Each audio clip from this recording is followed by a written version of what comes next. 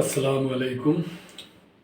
প্রিয় দর্শক, প্রধান উপদেষ্টা সহ এবং অন্যান্য উপদেষ্টা এবং উপদেষ্টা সম পরিমাণ যে মর্যাদার যারা আছে সকলেরই সম্পদের হিসাব দিছে আর কি।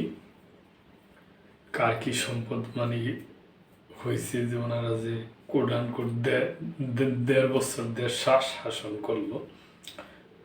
প্রধান উপদেষ্টা সহ সব উপদেষ্টার সম্পদ বিবরণী প্রকাশ। অন্তর্বর্তী সরকারের প্রধান উপদেষ্টা সহ অন্য সব উপদেষ্টা এবং সমমর্যাদা সম্পন্ন ব্যক্তি এবং তাদের স্ত্রী স্বামীর সম্পদ বিবরণী প্রকাশ করা হয়েছে। মঙ্গলবার এক প্রজ্ঞাপনের মাধ্যমে এই বিবরণী প্রকাশ করেছে মন্ত্রিপরিষদ বিভাগ। প্রজ্ঞাপনে বলা হয়, মন্ত্রিপরিষদ বিভাগ থেকে 2024 সালের 1 অক্টোবর জারি করা প্রজ্ঞাপন অনুযায়ী অন্তর্বর্তী সরকারের উপদেষ্টা এবং সমমর্যাদা সম্পন্ন ব্যক্তি এবং তাদের স্ত্রী স্বামীর 30 জুন 2024 ও 30 জুন 2025 তারিখের সম্পদ বিবরণী প্রকাশ করা হলো।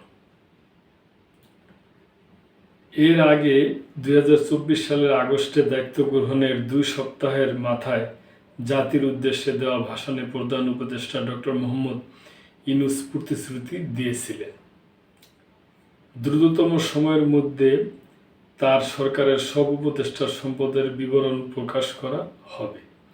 তিনি বলেছিলেন, বর্তমান সরকার দুর্নীতির বিরুদ্ধে স্পষ্ট অবস্থান গ্রহণ করেছে।